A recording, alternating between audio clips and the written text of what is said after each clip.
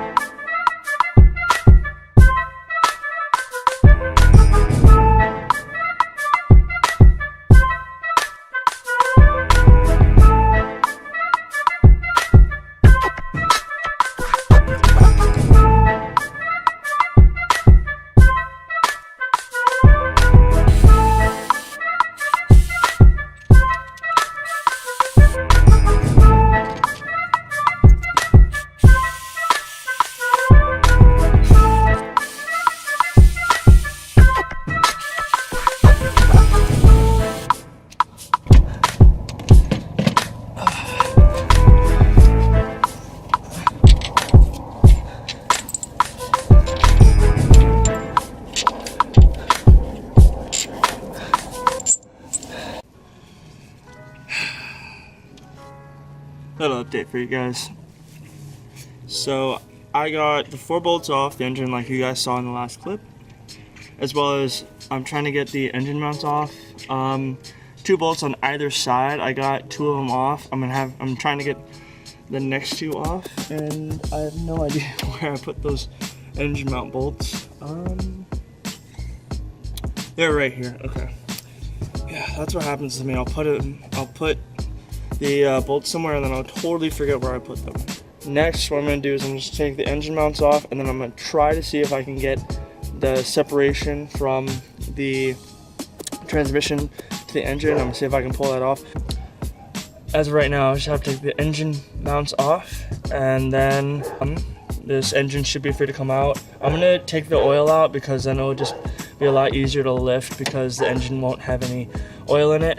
And I want to see what the condition of the oil is looking like, because not that it matters because I'm getting a new engine, but I do want to see what happens when cooling gets in the engine, and if that makes any metal shards go in the oil. So it's kind of like this is what happens, and this is a result of it. I don't know if you guys can see that, but I'm draining the oil currently.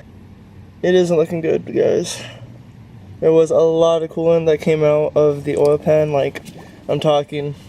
It was basically, all of it was coolant, so that head gasket let a lot through.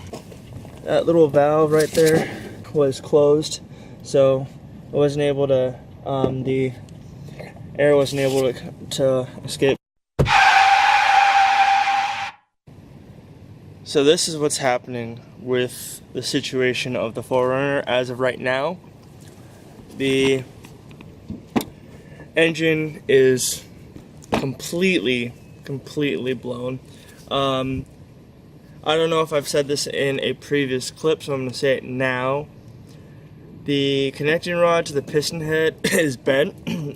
The engine hydrolocked, which isn't a good thing at all. The head gasket, it got torn apart on the 6-cylinder, which on these engines, it goes 1, 2, 3, 4, 5, 6, I believe it goes like that. But this is a 6-cylinder. That is a 6-cylinder right there. And the head gasket, it blew apart, which means that water started spewing into the cylinder. And so what happened with that is that the water went into the cylinder and seeped through the piston rings and the piston head. And the engine was obviously hot when this happened. And so when the engine's hot, what happens is heat and cold, they contract. What is happening, guys? So it's about 10 o'clock now, and now I'm gonna try my best to clear up my very messy trunk, because we got this and that to put in. So, well, we'll see if I can make this work, because I don't think it's gonna work, but we'll see. So Austin wanted to get this. This is like a leveler thing. I didn't think that was gonna happen. Oh, I spoke way too soon. That exhaust?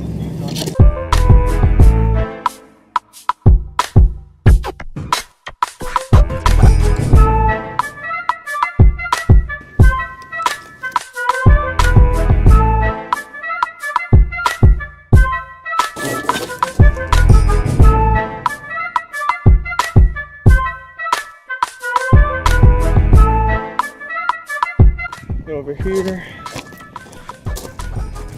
these, and the hardware. Found the bolts. Austin had put them in the back of the car instead of on the ground, which was really smart.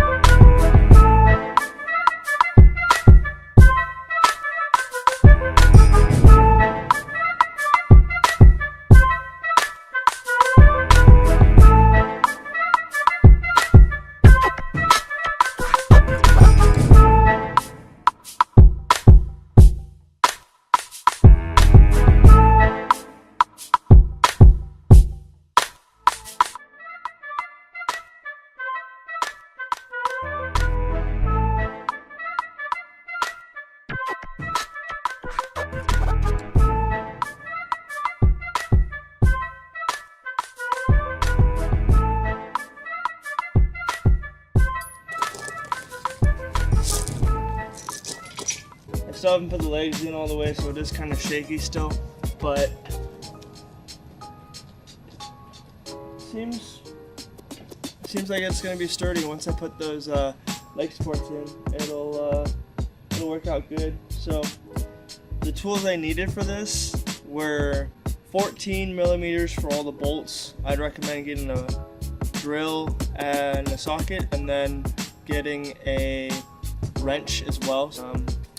Cinch both of them together. The smaller wheels on the middle part, so the wheels on the outside need the bolt and the nut. The wheels on the inside, the smaller ones, are going to need just the bolts, because the holes it has the threading on them and the inside, so that's really easy to do.